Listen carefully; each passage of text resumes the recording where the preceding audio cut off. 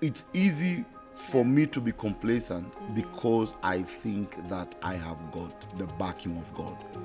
And that is why statistically Christian marriages have the poorest way of resolving conflict. It's very interesting. So you've just triggered my mind into something, because the highest divorce rates worldwide are Christian marriages, more than any other religion. It's a painful truth to tell someone right now who's watching, but this is the reality. The reality one is that you marry what is, hoping it could be. You know, some women or some men actually think that a ring would change certain habits. It does not change habits. Because in your mind, you think, for you, you know that you have to make certain changes to accommodate your partner. What is the balance of, okay, I'm marrying this person, they may never change. Yes. And I accept them the way they are. Vis-a-vis the person who's like, I know this person is not 100% there. There's a huge gap here, but we can fix it within the marriage.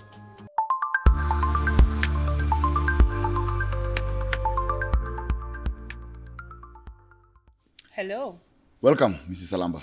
Thank you. Yes. Always a good time. Yes. Never a dull moment. Yes, but adult moments. Yeah. Yes, Okay. I can't resist the dad jokes. It's Can't okay. resist the dad It's jokes. fine. You fell right into it. We've been on this remarkable journey of marriage to kindergarten. This is our 5th episode now. Yes. And just looking at the journey we've been on, looking at the basics, the ABCs of making it work. We have talked about friendship and the importance of friendship, and all. We have tried to really build a small system to make the foundations work. Yeah. But there's something which is always very important, which I think catches everyone by surprise, caught us by surprise, caught me by surprise, I believe it caught you by surprise, is the conversation about where in marriage we never really understand what we signed up for. Like the things that we look back and think, I wish I knew this. I really wish I knew this. Had you known? Had you known? What? Would the decision been different? No, it would not have been No? different. No, you're sure? No. Okay. Yes. But But I would have been better prepared. better prepared. Yeah. Preparation is key. Yeah. Because if you look at the basics and the things that we signed up for, there are times we never really conscious to think about what did I sign up for? What did I really sign up for? What are the things I think I should have known earlier on before I got married? And if I knew those things, or if I was aware of those things, maybe we could have, I don't know, maybe had a better start. Maybe could have had a better way of dealing with conflict, better way to handle things. Yeah. The things that really catch the things that really catch couples by surprise. When you realize that okay, there is more to this. There's much more. There's much more to this. Yes. That's when you realize just the shocking truth that marriage teaches you. Because marriage teaches you. Marriage is a brutal teacher. Because marriage does not teach you with kindness. Marriage just teaches you. Yeah. Like you just get up and it teaches you. It does not marriage doesn't have a mentorship period whereby it says, this internship and grow into it. It never really has. We have had couples who have been dating for 13 years, 14 years, get married and they divorce in 1 year. Yeah. Yeah, because there's never an internship for it. Marriage, you get in, you're in. You're in the swimming pool. If you can't swim, you drown. It's as simple as that. But I don't know if you look at your own journey and something maybe ladies, women in general get surprised by when they get married, looking at what they signed up for. Because what makes us get confused in marriage, I didn't sign up for this. But also I don't know what I signed up for. It cuts across on both ends. Yeah. Like, you weren't expecting all of this. But yet, I don't know what I was expecting also. you don't know what's coming. Like, no one really knows. Like, the door that we open when we step into this thing called marriage. No one really knows the events that you're going to face. No one really knows for sure who it is that they're going on this journey with. Who's going to be the event? Who's going to be... And sometimes marriage is like an onion that you just have to keep, peeling. And sometimes those layers make you cry.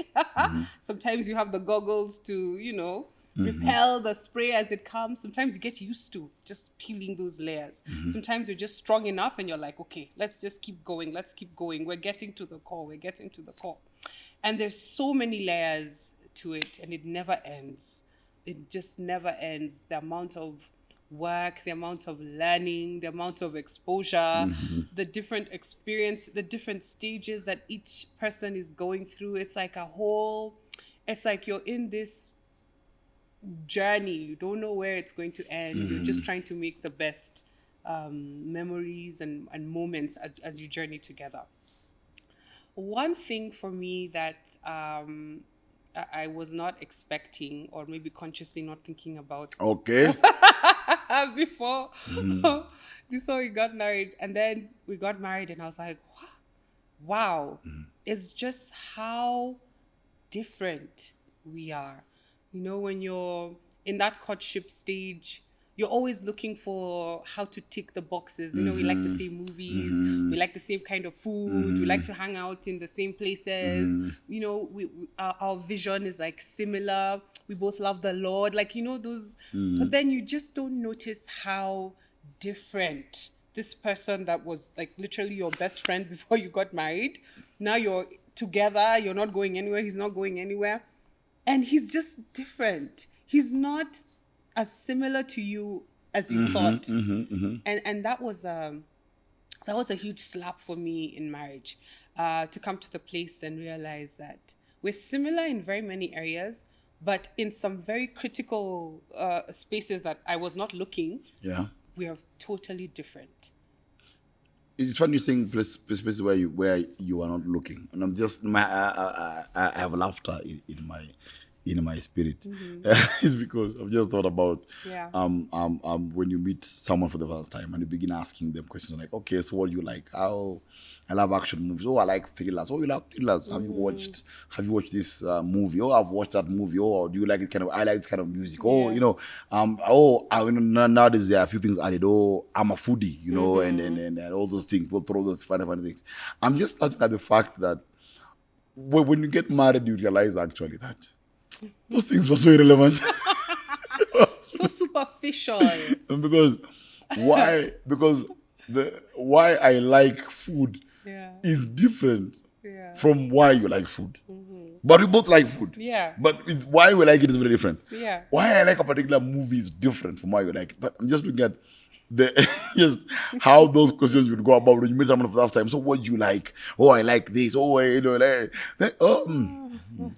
okay, fine. And you realize that movie does not help the marriage at all once you're in. And what you think about where we don't look? I think for myself, also for me, the biggest shocker was how different we are. You know, I think some of the biggest shocker is just how different. And I think if we spend time in dating to find out how different we are, then to know how different we will approach things, how different we will mature through seasons, how different we will look at crisis, how different we will look at crisis. It's a very unique and a challenging thing at the same time, because also, you know, you are very rushy at that time. I'm saying general human beings, you are very rushy at that time. I want, you know, I'm excited. I found the person, you know, she laughs at my jokes and I laugh at her jokes. We just have this chemistry, we just click, we're just like, we're in tune, we vibe. Yes. Then when it starts, you know that there's the standard. There's standard here. You know that the person... It's electricity and water. There's a huge difference. That's when someone goes left, someone goes right. Because, like, I remember, I think, and I go back to the first thing that to me I think was shocking was how we approach conflict. It's very different. And you see, that's not based on the movie I like. Yes, unless I'm at a Coldplay concert. Therefore... You just had to slide that one in. Hey. Wow. Oh, therefore, yes. But you know, if you look at the difference, I look at how we look at things. I think the first shock for me was that I was very different. I wanted when there's a matter, I want let's put it here, let's shoot, finish. You are, no, I want to take my time and process. And I couldn't understand, how do you want to go and process elsewhere? Yeah. Yes, we need to process here. Yeah. And I think at the time, why can this guy just let me process there? Why does he want us to process from here? But the first thing that to me was that, wow, we are actually different. And the mistake couples make is couples look for similarity. And they forget that in marriage, you can't be similar unless you're marrying yourself. Yeah. Yeah, we look for compatibility, and the thing and compatibility has got two words, and I like using those two words because compatibility. First of all, we have to be willing to make a compromise. Yeah. That's the first thing. We make the compromise, then we have the ability to be together. So there has to be a level of compromise. That's where compatibility comes from. Is that how do I? And I think the effort to compatibility is where we kind of people go to Jerusalem, others go to Jericho. Because the effort of because this is how I do things. And in my book, I am perfect in my ways. I understand finances. I understand communication. I understand romance. I have an understanding of things. And why are you telling me that my way is wrong? Yeah. And I think it's an issue that I guess all couples go with, coming into the reality that maybe that other person's way or thought process is different and maybe more efficient at getting things done in the marriage. And I think it takes a really long time to come into that space where you come out of yourself and really try and understand the method of your partner. And it's interesting that you say what slapped you in the face was how we resolve conflict. And I've seen different seasons in our marriage that you've allowed me to have that time to process. And I've seen seasons in our marriage when I don't want to process. I want to do what you do, which is now, let's resolve it now. And when we give each other that space to be ourselves, to kind of unpack ourselves within the marriage, we learn and we pick things from each other that kind of make the marriage more compatible, more, more taking from the two of them to merge into that oneness that we're trying to build. So I think in different parts of our marriage, I kind of see that that when I'm not so resisting how you do things and you're not so resisting how I do things, and we let each other just flow in our own, personality and characters, it gives us the space to learn and to pick things from each other that really help the marriage to grow. And so I think that's a slap in the face. And at the same time, it's also an opportunity to be like, okay, I didn't know this is how you deal with conflict. But I'm giving you space to show me how you do it, and not judging it, but also trying to learn and see how, if we do it your way, maybe we can get through this faster or in a more peaceful way. So I like that. And I think if I look at just some of the struggles that I know people have gone through marriage, because the biggest thing in marriage basically is normally first of all just resolving conflict. Yeah. And why we approach the conflict. As you said, as we grow, as we mature, we kind of change through it. There are days when I want to approach a matter head on. There are days that maybe I want space to process it as well. Because the conflict has kind of grown us in different ways. I'm maturing differently. I'm turning left, I'm turning right. I'm growing, you're growing. The pressure is different. A matter may be important to you, not important to me. Yeah. All these things put together is what creates a very interesting ball of conflict. And this is where most marriages are never prepared for. I think one of the most critical lessons in marriage to learn that I think we should have learned before we got married was just how to fight. Wow. Yeah. That just how do we fight? Yeah. Because couples that avoid conflict at all costs end up having the worst conflict. Because a lot of bottles down. And now why you find it becomes a problem state is to look at what is important to you today. Yeah. There's a matter that can be hot to you now that you don't want to process. You want to wake up in the middle of the night. And deal with Let's it. deal it now. Yes. There is another matter that is coming later on that is a bit that you in your mind is not heavy, but to me it is heavy. Yeah. To me it is stressful. To me, I want to address this matter today. Yeah. You are thinking, let's address this matter next week, later. And I think I bring each other to the space of, okay, how do we fight? How do I communicate that, by the way, this matter is important to me? And do I need to tell you, or do you need to tell me that, by the way, this matter is important to me? Yeah. I think when you're courting, you don't even think. There'll be matters. Yeah. We'll just sail through it. I mean, see how much we agree on things before we even gotten married. When we get married, it's going to be easy. We'll just discuss things and, things will just flow. Things do not just flow. Marriage will teach you that things do not just flow. There has to be intentional work.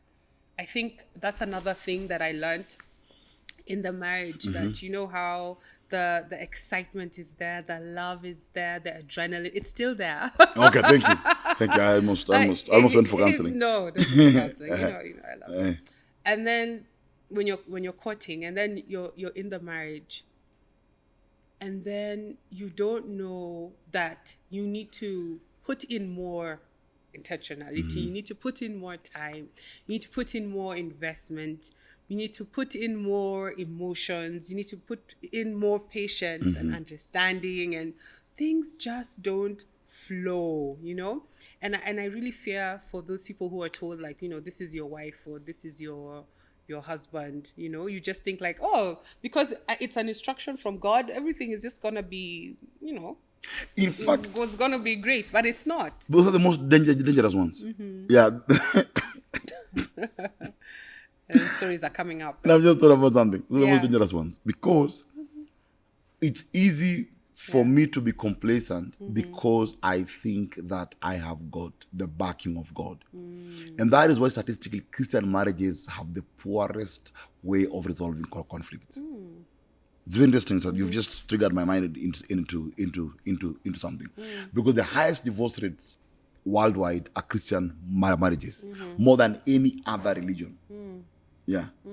If you take as a scope of 75% of marriages that end up in divorce are Christian marriages. Yeah. And so it's because give or take a few numbers there for the statisticians who want to do the math.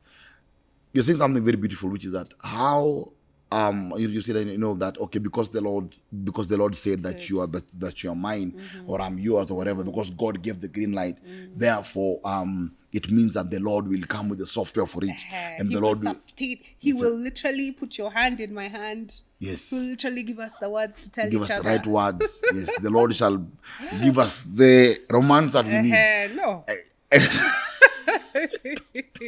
That's on you. That's on us. And I think it's a very critical point, because it is where I think many Christian marriages struggle.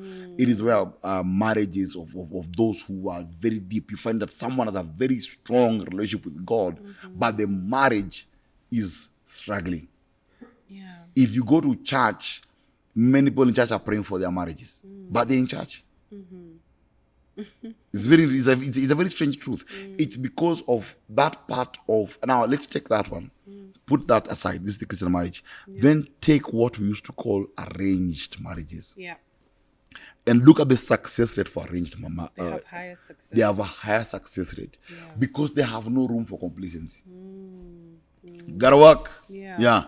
And there's a part of I'm not advocating for it, but I'm saying there has to be a part where I think I come out of my space and I choose to learn. We have always talked about learning the other person. Yeah. And I think choosing to learn you within also the cycles of conflict, to learn you within the cycles of life. You see, to be awake to the cycles of life. I think one of the things that I found that was very interesting is the transitions that I saw. I think I saw major transitions that threw me off. I think I saw a transition when we were dating. I saw a transition in you when we got married. I saw a transition with you when we got our first child. I saw a transition with you when those transitions were very monumental in my mind, to reconcile also that you are the same person that I fell in love with, but you're a different person. Yes. Yeah. Yeah. It's the same tree, but it's grown. Yeah. The roots are deeper. Yeah, it's now grown. Leaves are The leaves are flourishing. yeah. So there's something that I think we miss over the period of time to track each other when you transition, and so you find that in the basics, when you're going back to the basics of things that even I think that I wish that I knew is something that I wish also I knew very early, that we are going to grow. And change. Yeah. Like you will grow and I'm going to grow. Yeah. And to begin to think, how do I navigate this growth? Yeah. What do we do when the money comes? What do we do when the kids come? What do we do when I evolve and suddenly we got married, I had nothing, and now maybe you have more or I have more? What happens when the billions come? What happens when there are no debts? What happens when there's no stress? You know, some marriages have thrived because of stress. Okay, how? When stress left, the marriage ended. Yeah. They had to have a project. Yes. They have been fighting poverty together. When poverty ended, with them. So the learning curves, I think, are also very critical in I think in just looking back at the learning curves. How do we study each other as we grow? Yeah. You know, what you're saying is really important. But as someone who's just maybe you've just gotten into the marriage, like we said at the beginning, you don't know like where the journey is going to take you, what tight corners you'll have to pass together. And sometimes it's almost impossible to be fully prepared of every scenario. Like but is there a standard thing in my core, within me, you know, when I get into this marriage, that I know whatever happens, you know how we say the vows? I think that's why we say the vows. People normally saying that. Yeah, those vows are so important because whether you're abounding or abasing, this is the person and the journey that you've committed to take for the rest of your life. And I kind of feel like, can we really be fully prepared for what marriage has to offer? Because things happen that you're not prepared for, that you're not, you know, even thinking could happen. You know, tragedies happen, losses are there, parents pass on, you know, sometimes you have money, sometimes you don't. You know, you go through so many turns, so many things, so many curveballs are happening in this marriage. How do I minimize that slap? That I thought, you know, it would be rosy. You know, in your mind, you know, it's not always going to be rosy, but you have this wonderful idea of what marriage should be. And then the marriage comes and slaps you, either because it's trying to grow you, it's trying to mature you, it's trying to bring out real, strong, firm love between the two of you. How do you manage those things when those events come in your life that you are not even expecting you would face in marriage, and they're painful and they're hard? How can someone who's maybe single looking to get married be ready to face marriage and all the thorns that sometimes come up? You know, we said once that marriage is life. Yeah. And whenever we are taking into account marriage, we cannot separate that marriage is life. When I was 20, I think at the back of my mind, there are some things I thought about in terms of my future. I had to take them into account somehow. Yeah. Someone else is coming, the variables multiply by 2. Yeah. I think that one of the primary fundamental mistakes we make in marriage is that we come and lump the expectation on the other person. And I want to start there because starting from far. Yeah. I'm thinking we lump the expectation on someone else, whereby I'm coming into the marriage and the first thing I expect you to be the conflict resolver. I expect you to be able to notice that I am growing. I expect you to be the one who's going to support me. I expect you to be the one who's going to learn me and understand me. Yeah. I expect you to be the one to lead the way in terms of romance. You'd hear someone saying that, for example, a statement said that, okay, women are the ones who create the mood for the home. Technically, yes, but also a woman will say, no, the guy came home breathing like a buffalo. How do you get a mood where the guy breathes like a buffalo?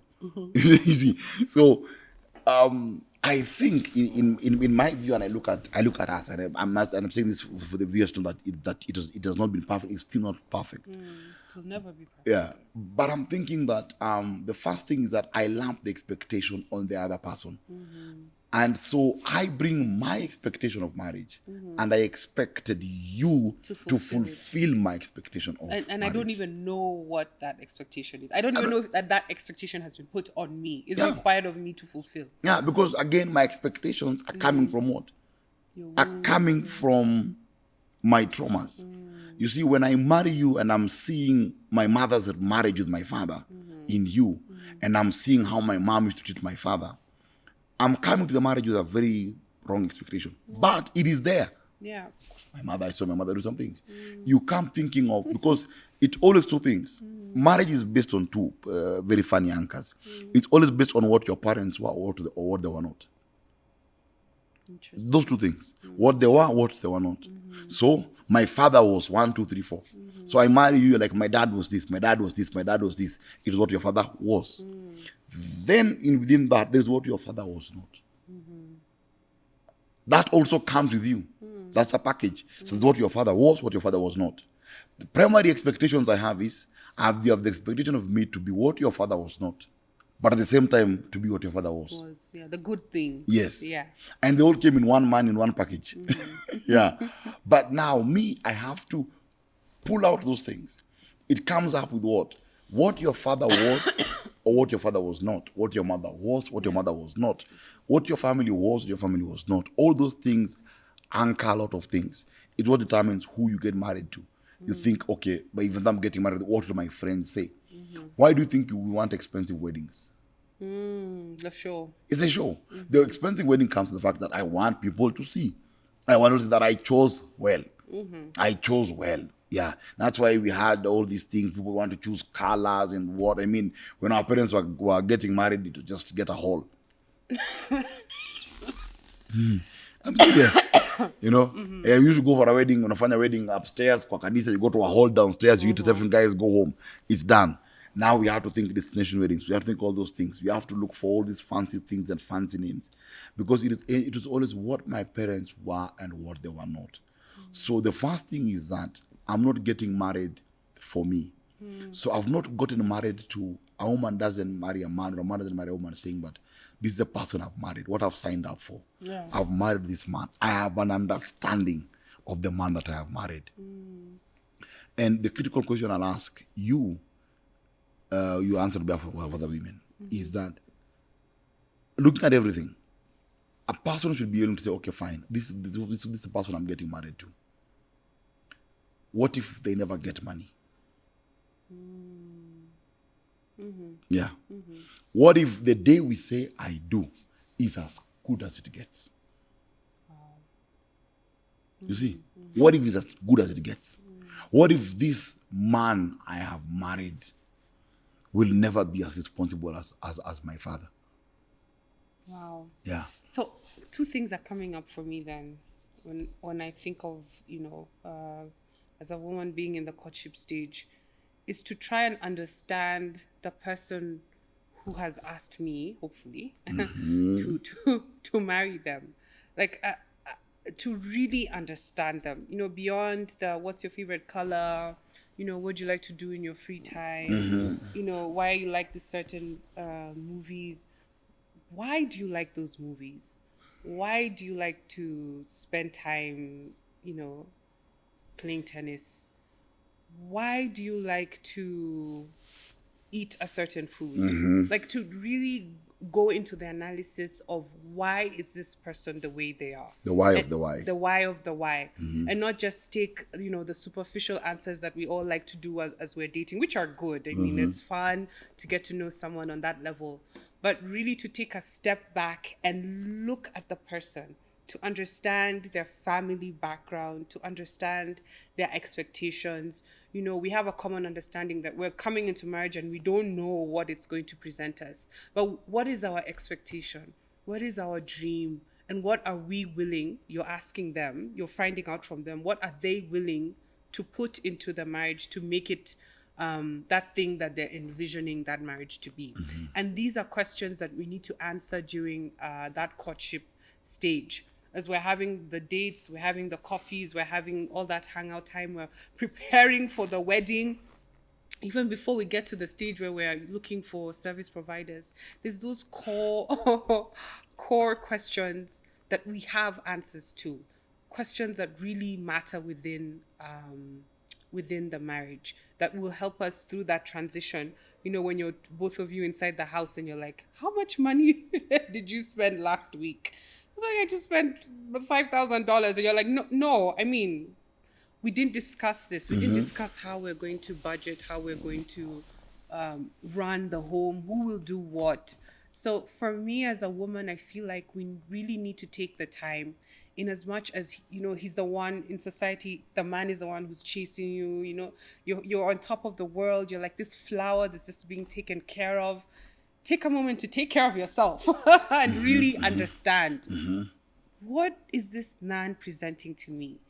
What was his father like? Like you've mentioned, he's expecting, he's going to mirror what he grew up with, most probably. That would be his default setting. The marriage itself will self-sanctify and you learn things, hopefully, during the marriage. But usually your first memory or your first engagement with marriage is what your parents have passed on to you. So it's important as a woman to just know, like, this man, what is his background? How is his family dynamics? How many children? Is he a firstborn? Is he a secondborn? What does it mean for me to marry a lastborn? What Who has 5 sisters? Yes. Let's not go there. Yes. It's good to know. Yeah. It's good to know that I'm not a last one. I'm not a last one. It's good to know, to understand how are your siblings, how were you treated growing up? Like, to really get into the core of that person. Usually in courtship, you're not looking at all those things. And I feel that it eases that slap when you get into marriage, for you to have a really good background and good knowledge of who this person is. Because, it's a painful truth to tell someone right now who's watching, but this is the reality. The reality one is that you marry what is, hoping it could be. Yeah. It's always a raw product. There's no finished. Yeah, because we make the mistake. We want to marry what could be, bypassing what is. You marry what is. You said something. You're marrying a firstborn. That's what is. What kind of firstborn is this? That's what is. Are they? Remember, we used to do this talk. I used to ask 10 questions to ask before you get married. Yeah. What is the understanding of work? That is what is. Yes. This person is an alcoholic, or they drink every day. That is what is. Yes. This lady has got a mouth that speaks to tomorrow. That can start in a positive way, or no, that can start that can end a peace treaty in the Middle East. Okay. Yes. You look at it, okay, this is the mouth. This is what is. We went out with this particular person, and they were there, and she was offended that I did not have money for a cab. That is what is. That is what is. I have married someone with a short temper. That is what is. Now I should reconcile with that. Now I'm marrying what is, hoping it could be. So I've married a man potentially who is lazy, hoping he would be hardworking. Now the $2 billion question is, am I able to reconcile with the possibility that it can never be and still say yes? That is why many people, you find that, I think I did with you this, we did about this research I did with some guys, and we found that over 60% of couples, if they were to go back in time, they don't marry the same person. Why? Because I married what I thought it would be. I never married what is. As you find, you marry a guy or a lady can marry a guy who's driving and has a car, and he's a manager somewhere and he's driving this car. And 10 years later, he is still there. Nothing has changed. That is what is. And so, one thing that I know I had to reconcile with very quickly, and this is not before or after we got married. The first thing I had to reconcile, because you just triggered that thought, is I had to reconcile with, okay, this is who you are. Now, if at all nothing ever changes, yeah, can I still live with that? Yeah.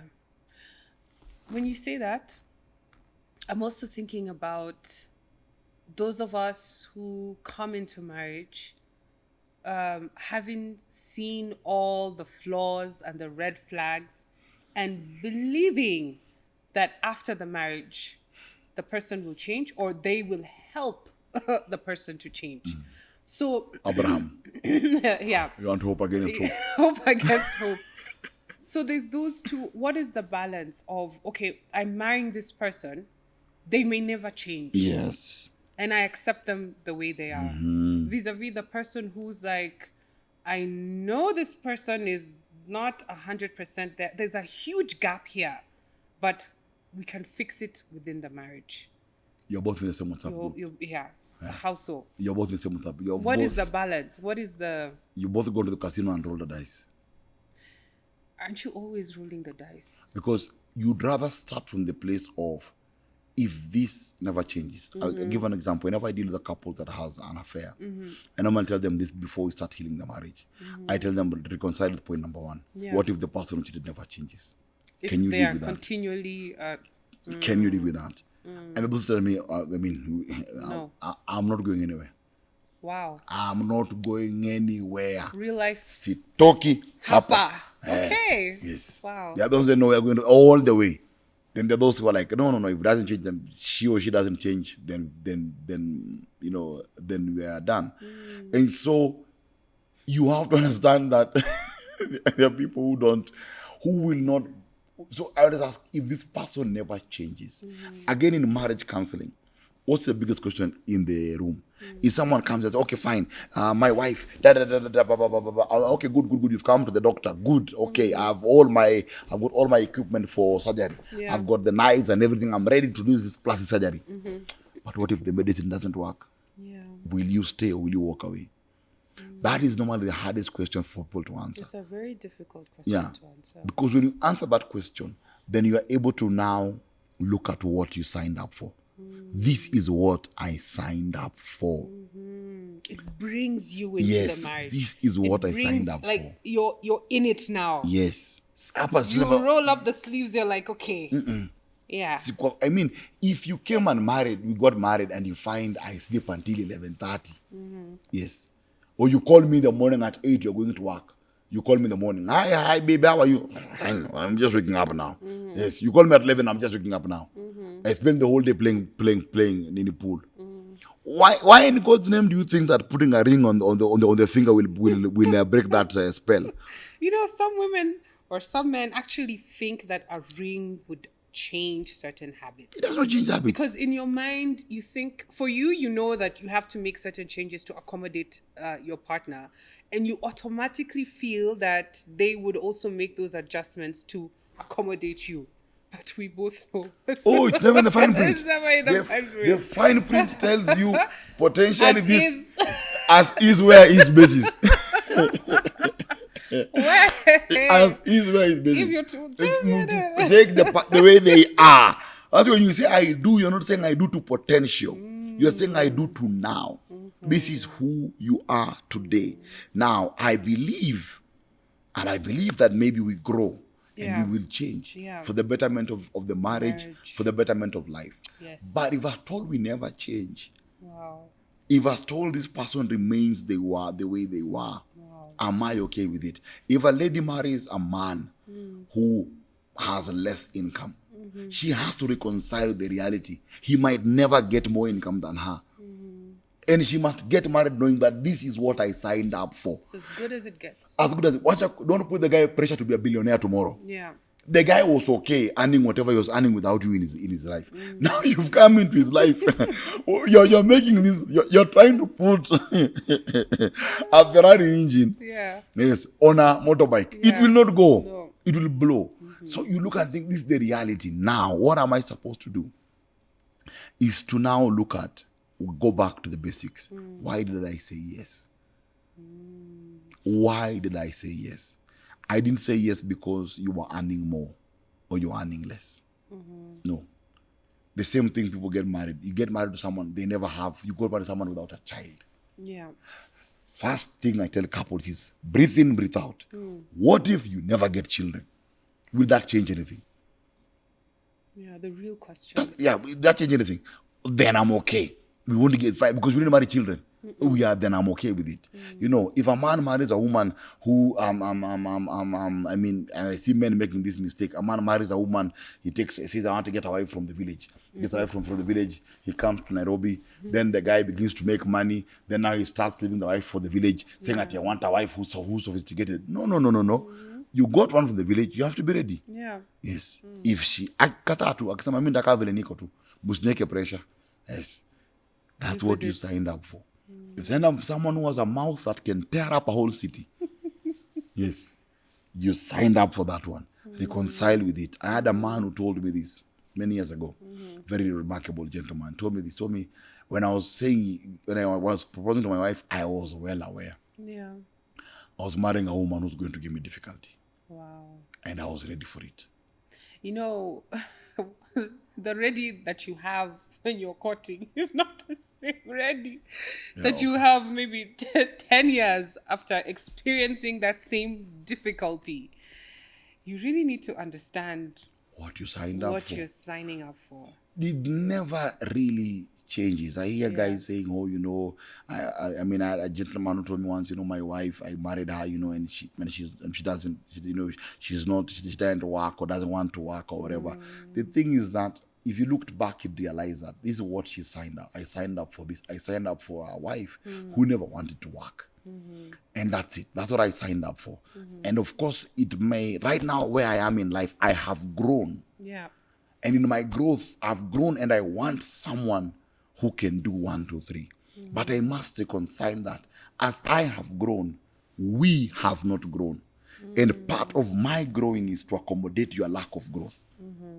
Or to be wise and spread that growth across the marriage in a very wise way. I mean, you can come... I don't think there's anyone... Sorry? Case in point. I don't think anyone gets into the marriage wanting it to remain, you know, in its infancy. We are into the marriage. We want it to grow. We want it to flourish. We're for the marriage. When we've just gotten married, we're both on the same page. And we've discussed our vision. We've discussed our mission. If we did. Hopefully... Hopefully we did. Hopefully we put, you know, our dreams and our visions on the table together, and we discussed how we're going to support each other to reach those goals. So in that case, you're both growing. Maybe one is growing faster than the other, but you're always remembering there's a goal to which we set together for this marriage. And maybe I'm going far ahead and my spouse is not keeping up. What can I do to support her or him to bring us to the same level where we are both working towards growing the marriage, which is what we agreed at the beginning in the first place. Again, you have to... I'm looking at a lot of things. I'm thinking at, first of all, putting a couple together in the same room. Yeah. So you're saying one person just takes off, the other one is thinking of taking off. Now, the danger in marriage comes that when I begin to put pressure on you because you're not taking off.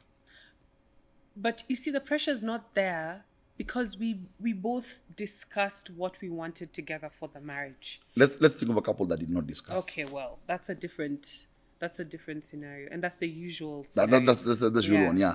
We got married, and we got married. I was a teacher. Yeah. You were maybe still in college. Yeah. I became a headmaster. You came, continued, got into business, owned a school. Yes, I'm still a teacher. Yeah. Because I'm trying to bring it to the room whereby because I'm thinking it's another level of maturity in marriage. It will take away a lot of conflict. I think it took away a lot of conflict. As much as, because I was ambitious. I still am. I believe I'm very ambitious. but still within my ambition. And I look at the journey, my journey in ministry as also. And when I began my journey in ministry, we used to do ministry with you at the beginning. Then we had to go separate ways in terms of work. You had to go, into pushing your career in particular way, and I had to build the ministry in a different way. And we had seasons where I felt that spiritually I had taken off. I was where I'd gone, I'd taken off. I was running at 2,000 kilometers per hour, and I felt like you were not about to see that season running at the speed I wanted you to run. Now, the pressure comes in, and you'd feel this pressure in the marriage. When I start coming and start telling you, by the way, the time we got married, we even agreed, we are a God-fearing couple. I mean, I am fearing God. Yeah, I just don't fear Him the way you do. Yeah, Or I'm thinking the couple said, when we began getting married, we talked about you're going to invest, you're going to do these things. Yeah, but the fortunes of life have moved up differently. Yeah. The path we had to take at that time was necessary. The first thing that has to come, which removes the pressure, is, and it's very important, is to know what I signed up for. And they're the things I signed up for, which made me fall in love with you in the first place. It was not because you prayed with me for 5 hours. No. It is not because we went and cast out devils together. No. You see, there are the things that made me fall in love with you at the beginning. I go back to the core. Are those things still there? That's where I go back to. When I go back to that thing that drove me, then I go back to this is who I signed up for. Yeah. The bonus is, if you can join me in prayer for 5 hours, that would be a big plus. So what happens is that, I remember I tell you, I'm going for prayers. 1, 2, 3. And if you want to come, you can come. If you want to come, you can come. You see, and in your own way, as you are also trying to, because remember we began together, but you had to go build your career, which was important and still very critical. You begin to build your career. In the process, you're not in full-time ministry like me. I'm likely to have experiences and encounters that are very different. I'm likely to have an ecosystem that is surrounding me and casting out devils. Sounds very strange. And you have an ecosystem at work also. But it's a thing we have to go back to. What is the thing that brought us together? What is the thing that made me fall in love in the first place? It's not because this lady says or this man says, I married you because you are earning money or because you're not earning money. That's why I married you in the first place. Now, what that does, it gives room for grace. It means that even as I am growing, I still respect you. I still love you. I still listen to you. I still care for you.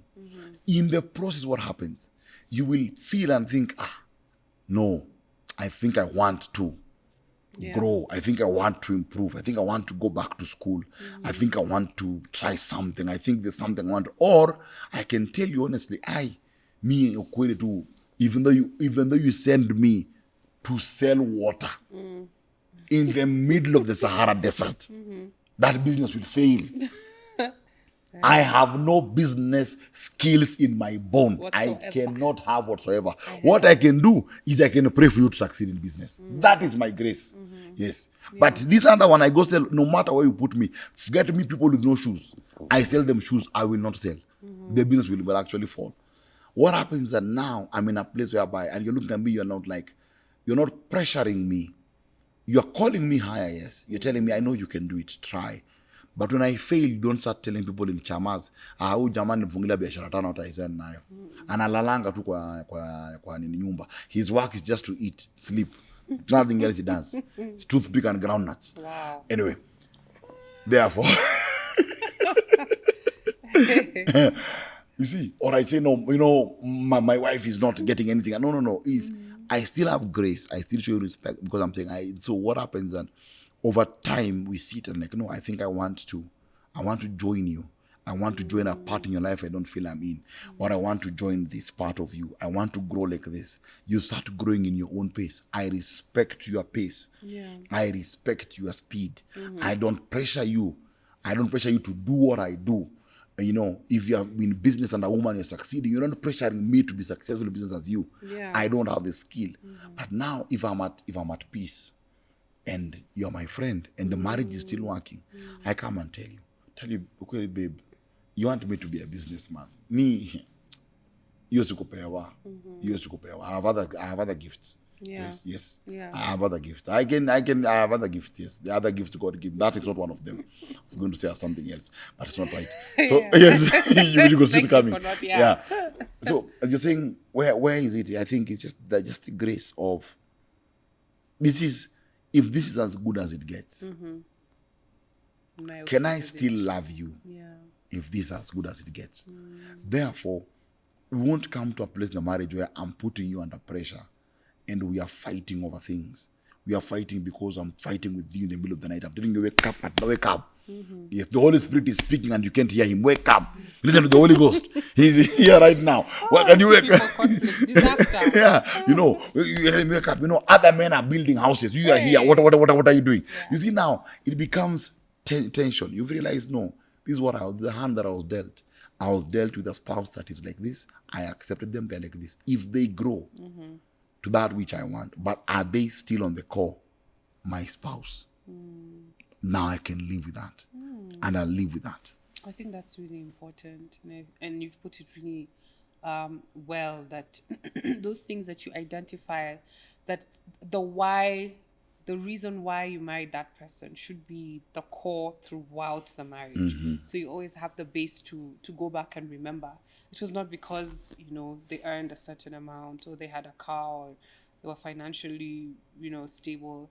It's the real things. It's because they were kind. It's because, they loved me. It's because, they protected me.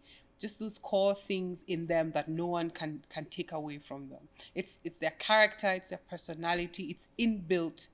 I think when you rely on those things more as your why, other than the superficial things that come and go, then you have a core and a base that you can always go back to at whatever stage in your marriage and say, this is the person that I chose however many years ago.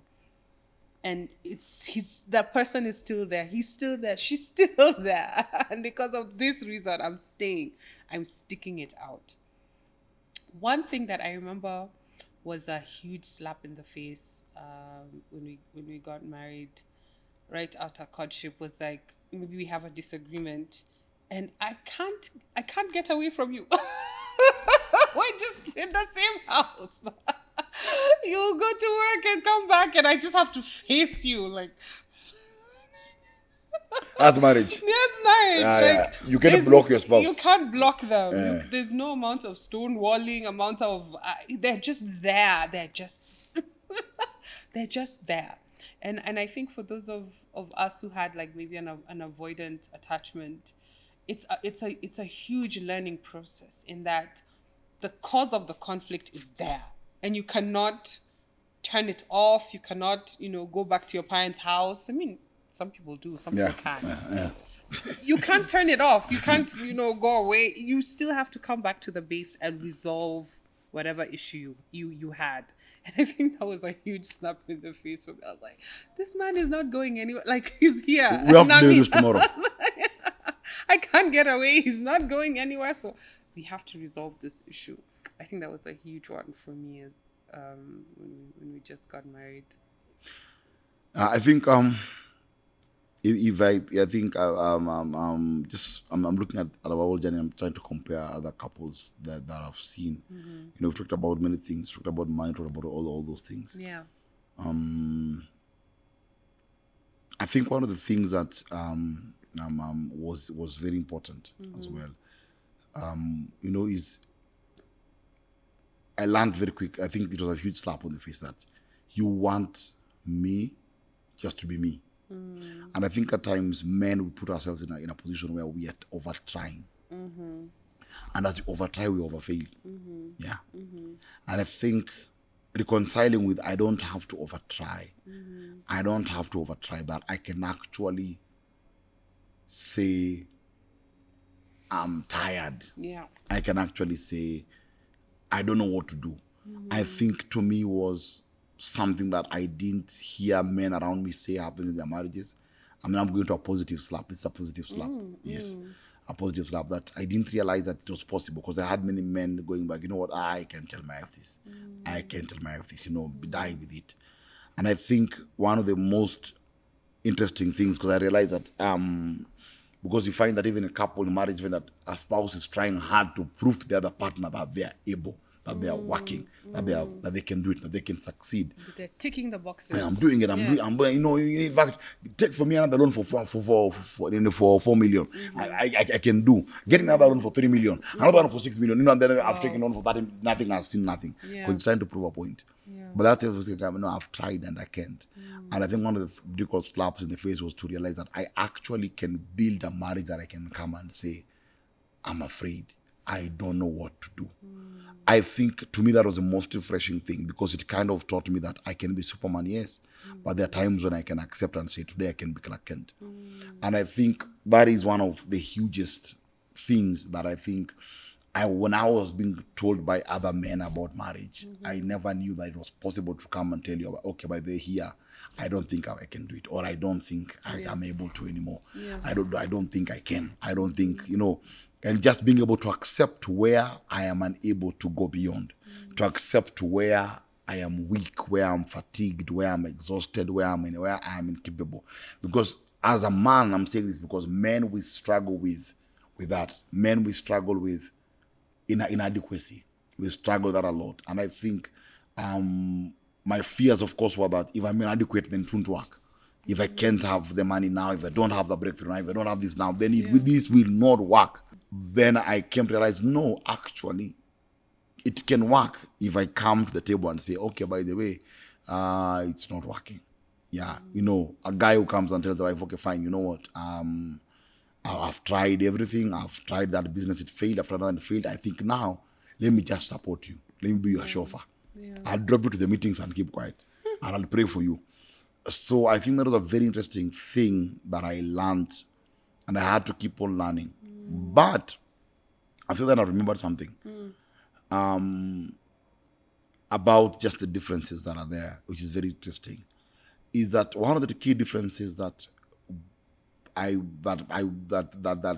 wish that I knew was also how differently we take things. We take compliments. Remember, one of our mentors was telling us that, can your spouse complain? I think one of the hardest things in marriage was that, because I think that the hardest slap was, I think, realizing that I'm not perfect and that you'll complain about something. There was a bit of a difficulty. There was a huge yes. Because thinking good go home now. Oh wow, really, we've grown. We have grown. You've reminded me of a season in our marriage that was extremely remarkable. Yes, that's the one. Yeah. Yes, we have an audience. I'm a pastor now. We have an audience. Yeah, I thank the Lord for all that transformation. Because I think one of the hardest things, but I realized that if I look at our marriage, our biggest handicap was that in our own eyes, we knew we were good. Yeah. And it was difficult for us to take that you've done this wrong, or I don't appreciate you've done this. And I think one of the hardest things, I think in most marriages, I thank God that we don't have it, but one of the hardest things in most marriages, telling your spouse something, then after you tell them, you feel bad that you told them. You even brought it up in the first place. I think I just kept carrying it in the first place. And I think no one ever wants to be pointed out, and forgetting that, and one of the critical stuff that you can actually correct your partner, complain about something. It doesn't mean that they are bad. Yeah. It doesn't mean that they are wicked. Yeah, that you hate them, that you reject them. Yeah. Yeah. I think it was one of the hardest transitions that I had to go through. I say as a person, I know that other transition I had to go through, because I believed everything I was doing for the sake of the marriage. So why are you saying I'm not doing this? I'm born again. I pray in the Holy Ghost. Oh, next time we'll give some practical examples of those moments. Oh, yeah. So Very good discussion today. My biggest take home is that there's a lot of work to be done before we cross over, we make that transition into marriage. There's a lot of work to be done. There's a lot of work that's happening towards the wedding, but there's a lot of inner work that needs to be done in terms of what are your expectations as you're getting into marriage. Yes, the premarital counseling is there, but really use those lessons that you're getting from the premarital class, or just set aside some time to journal and just write, what are you expecting in this marriage, and to understand the person that you're going to cross over with, and really dig into their past, dig into how they think, dig into their likes and why they like the things that they like, to really understand them from all these, different dimensions, and ask questions. Ask the right questions. There's so many married people available who you can reach out to and say, oh, my fiance said ABCD. What could that mean? Get the information and the support that you need, in as much as you're in that wave, you're happy, or you found the one. Really take time to understand, what are you signing up for? It's a life commitment. It's a beautiful journey if you're willing to put in the work, and your partner is also willing to put in that work. So take that time alone to just look at the person, and look at what you're expecting from that lifelong journey. I would say that's my hugest take home today. I think mine would just be to, the difference thing that we're different is I think the biggest matter every couple should look at. I think as a very basic thing, looking at what you signed up for. Yeah. And when you go back to what you signed up for, there are few things I tell everyone just to look at and ask their partners. These things are very basic. Number one, find out what is your partner's view of money. What is their view of money? That is what you're signing up for. Yeah. Whatever else, you're hoping they'll learn. But that is their view about money. What is their view about work? Yes. Very important. What do they view? That is what you're signing up for. What is their view about sex? It's a big one. You have not done the sex talk yet. No, yes. yet. It's coming. Pillow talks coming soon. Yeah. So what is their view about sex? Because many couples get surprised by this. Yeah. Yeah, sex is not as a natural, incidental thing. What is their view about sex? Many partners have not talked about what is your view about sex. And so what you signed up for is their view on sex. You're trying to teach them otherwise. Yeah. What is their view on in-laws, friends, family? What is their view on those things? Very important. That's what you're signing up for. You're signing up for a man who is loyal to his friends to the death. The boys are his no matter what. You're marrying a man whose family comes first. His mom and his sisters are first. What is his view on family? The nuclear you're creating and the extended that is there. Yep. And what is their view on God? What is their view on God? Yeah. Very important question. That's what you are marrying. Yeah. The rest you are hoping. Yes, the rest you are hoping. Those are hopes. But what is their view on God? Yes. Yeah.